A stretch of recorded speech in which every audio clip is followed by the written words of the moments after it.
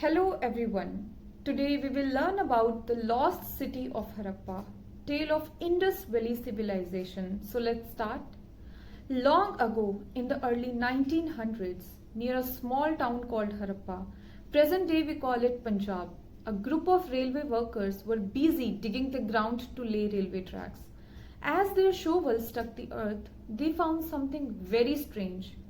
Bricks that were much older and stronger than the ones they have usually used. So they piled them up, not knowing what those ancient bricks that were a part of a city that had been buried under the sands of time for over 4,000 years.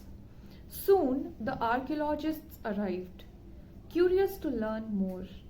Among them was a young researcher. His name was Ravi, a man who loved uncovering the secrets of the past. He began to dig carefully, removing layers of soil, stone by stone, dusting every small piece he found.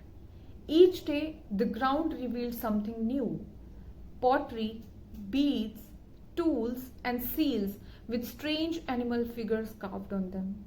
Ravi couldn't believe his eyes. He whispered to himself, "This isn't just an old village. This is something much bigger." And after months of excavation, the truth finally came out. They had discovered one of the oldest civilizations in the world, dating back to around 2500 BCE. It was the Indus Valley civilization. Harappa wasn't just a city, it was a masterpiece of planning, a sign that people thousands of years ago lived with organization, intelligence, and creativity.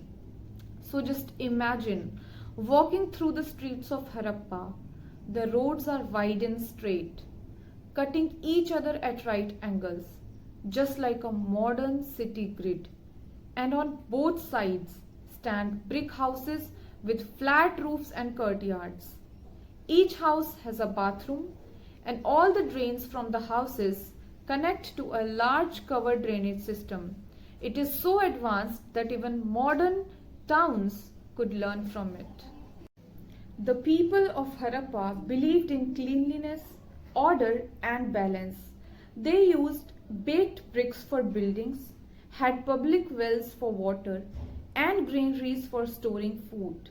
They also built the famous Great Bath of Mohenjo-daro, a large pool which was used for religious or community ceremonies, one of the world's earliest public water systems. Life in Harappa was full of activity.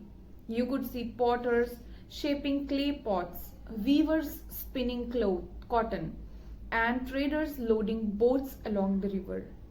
Harappans traded with faraway lands like Mesopotamia, exchanging cotton, beads, and spices for silver, tin, and other metals. Their small seals, decorated with bulls, elephants, and unicorns, were used to mark goods like ancient brand logos. The script on them still remains a mystery. No one has yet been able to read the Indus writing. The people also loved art and fun.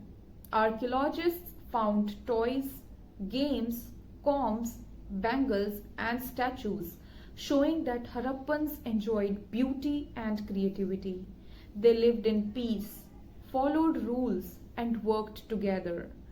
Proof that civilizations doesn't always need kings or wars, but cooperation and planning.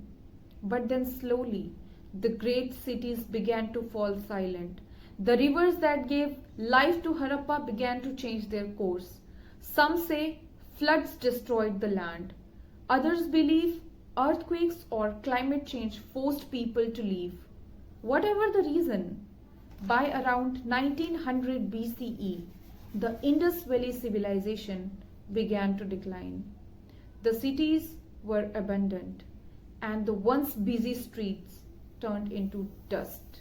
Centuries later, Ravi and other archaeologists uncovered that what had been lost. From their discoveries, the world learned that India's history of civilization didn't begin recently. It began thousands of years ago with the people of the Indus Valley. Today, when we look at the ruins of Harappa, we see more than just broken bricks. We see the history of human progress, of how our ancestors planned, built, traded, and lived in harmony. They teach us about cleanliness, community, and curiosity, values that still matter today. The lost city of Harappa reminds us that even when history is buried, it never truly disappears. And all it takes is one curious mind, one brave dig to bring it back to the life. Because the past always whispers to those who are willing to listen.